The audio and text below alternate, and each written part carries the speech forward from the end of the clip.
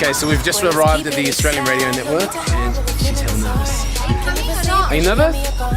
She keeps saying she's not nervous, but she's so nervous. Nervous. Can't even open the door.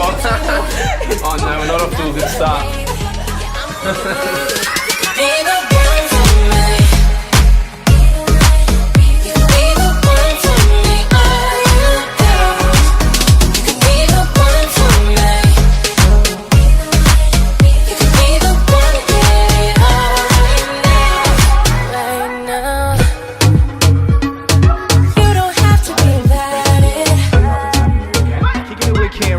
Phoenix Melody in the studio with me. This feels crazy. It feels like we haven't even stopped hanging out. It's been so long. It's been ages. But at the same time, it's quite weird because we still look the same. Yes.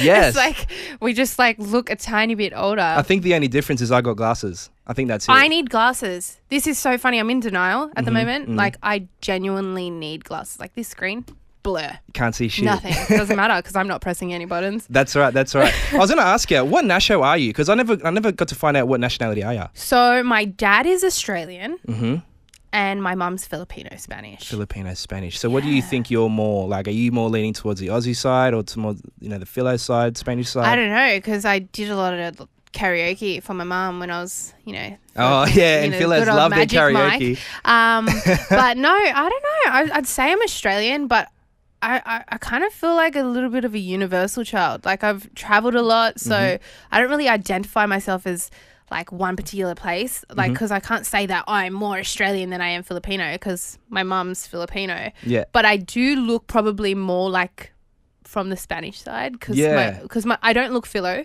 I don't look Aussie. You actually don't. Because I did not inherit my dad's blonde hair or blue eyes.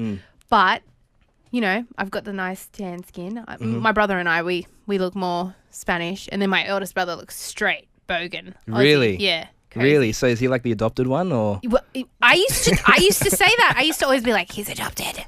He's adopted. Every time we'd have an argument, I'm like, just because you were adopted. That shows that you guys are close. So you have a close family. Is it a big family or just the five of you? Is it? Just the five. Just the five? Very awesome. close. And you're all musically orientated? Yeah, my brother's an artist as well. He produces and DJs as well. My brother that's in the room with us right now.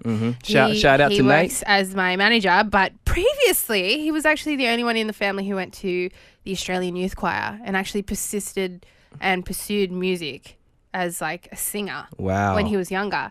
And then he decided that it was lame and he didn't want to do it and he wasn't going to get girls, but realized later that he probably would have been the only straight person in that class and he should have stayed. Yeah, man. You should have stayed. Girls dig guys that can sing. That's so true. It's true. That is so true. So obviously now from the musical influence of your family, it's come to you. You've taken all that inspiration, and now you're running with it yourself, which is amazing. I know. So you sing, do you write as well? Yeah, I actually, the track that you guys will hear today, I wrote with good friends of mine who I consider fam. Yeah. The Hit Bangers. I do write all my music. I write at least like 50% of it. Like I mean, I write everything on my records, but of course, at the same time, I collaborate with friends. I'm not the type of person that I'm not going to work with anyone. I want all the writing to be me. I'm down to write with whoever because I feel like, that's what it's about. It's about making music, good music, and living it. Like connecting. Connecting, exactly. And it's just about writing good things. And I feel like sometimes you bounce off people, but definitely I write all my music. Awesome. So let's backtrack a bit. Let's go back to 2013 X Factor. Yeah. Okay, how was that whole experience? That was cool. I mean, of course it was intimidating for me because I'd never performed in front of a crowd that big. Yeah. How big was the crowd you were performing in front of? Like thousands? It was in the thousands. And of course, you're making yourself vulnerable to people who have such great, like, they're recognized for their talents. They've established themselves as successful artists. And then you're just rocking up on stage like, hey, my name's Phoenix Melody and I like to sing in the bathroom. No, but I was killing it back then. I had like my head shaved on both sides. I had pink hair. So I walked in the room and I'm like, bam. Yeah. Hey, what's up? I'm Phoenix Melody. Love me. No, but it was literally like, I just had fun with it. I literally had fun with it. I was like, hey, like this is me. I'm just going to rock out.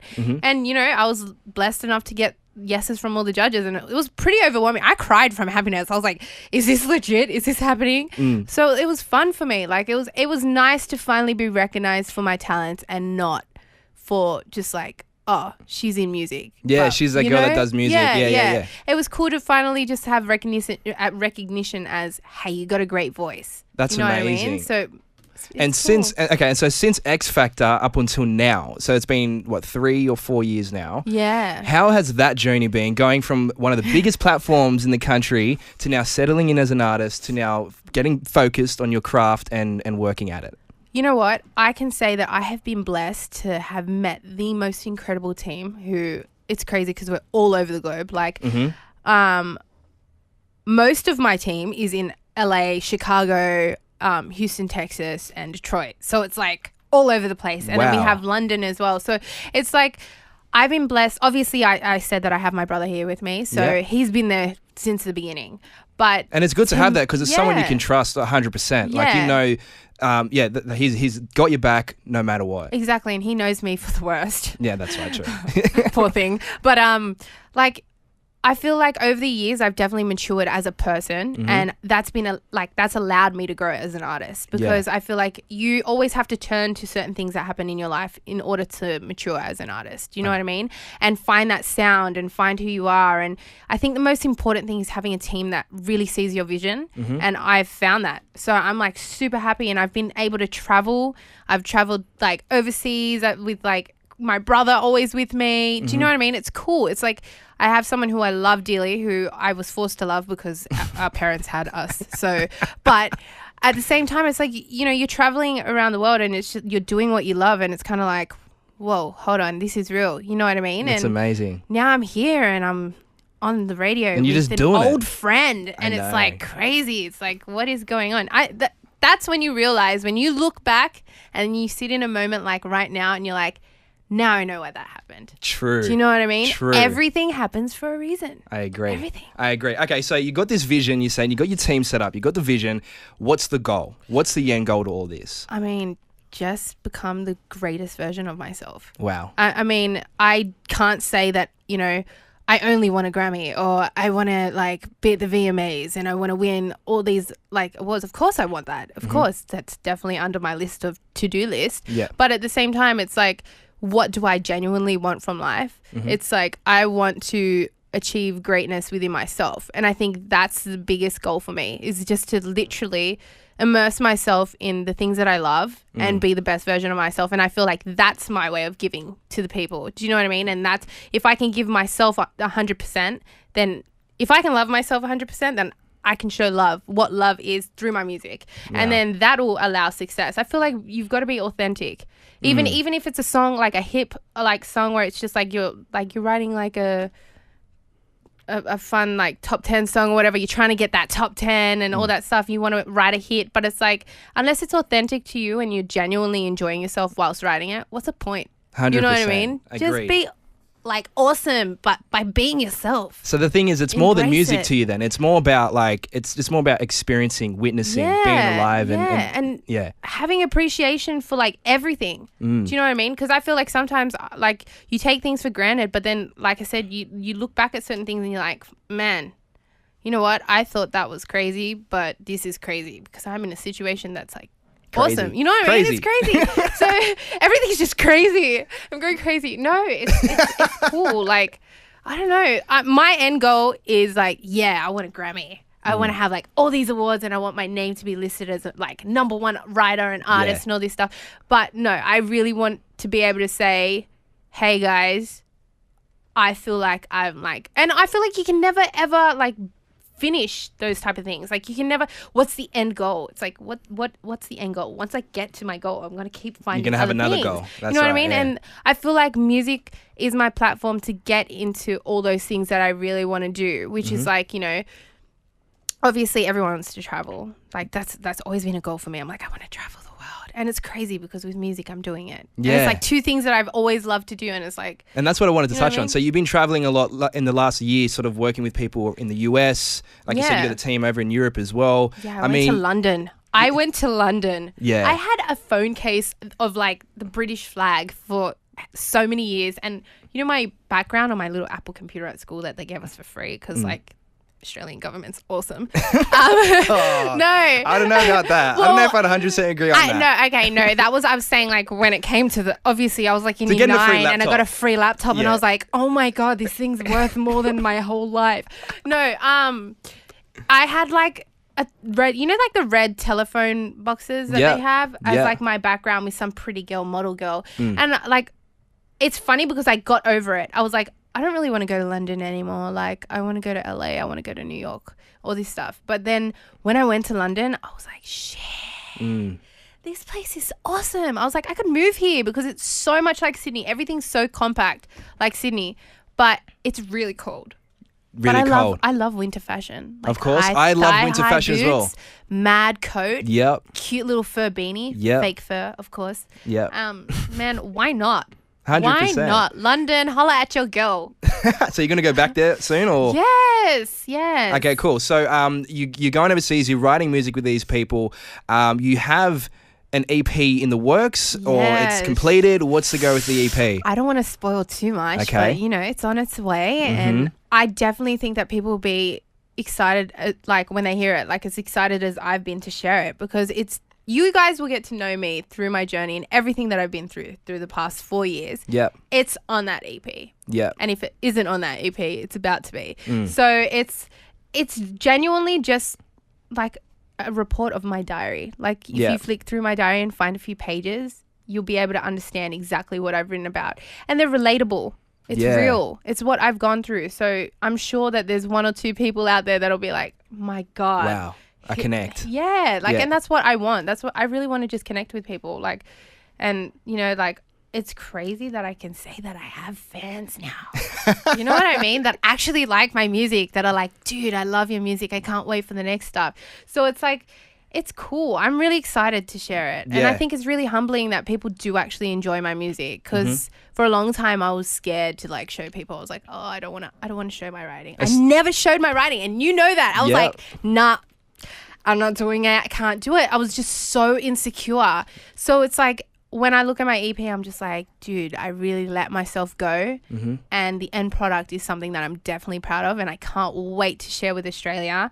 And we can't wait to hear it. We can't wait to hear it. And you know what? There's something I needed to mention is that this is your debut EP, right? Yes. So this didn't just take 4 years to put together. This took your whole life to put together. It took a lot of like growing up and finally getting the nerve to just push myself and do what I love and just forgetting what everyone else said and just doing it. You know what I mean? Forget the boundaries, guys. Do what you love. Yeah. Forget everything. Wow. Just do it. I agree 100%. I agree 100%. It doesn't know where, like, if you just stick to your gut and what you feel, what you love, something will come up within your passion, which is obviously what's worked out for you and what's worked out for me, which I'm happy about well, because we get to sit here it's like crazy. and chat. It's so crazy. So, okay, I want to play a little. I ask everyone that comes on the show. It's a Kickin' with Kian show. So basically, it's just about kicking back, hanging out, having fun, right? Yeah. If you had the choice of anyone in the world at any time, like sort of anyone throughout history, who would you kick it with and what would you do for the day? Michael Jackson. Yeah? And we would just chill at his crib because his crib was mad. Yeah. I would literally just be like, show me everything. Show me everything. Take me on that train. Yeah. In-ground trampolines. Seriously, that's crazy. It's like, what would you do? Michael Jackson, go to his crib and like jump on trampolines, and surely they have a fairy floss machine there. Yes. That would be my cheat day.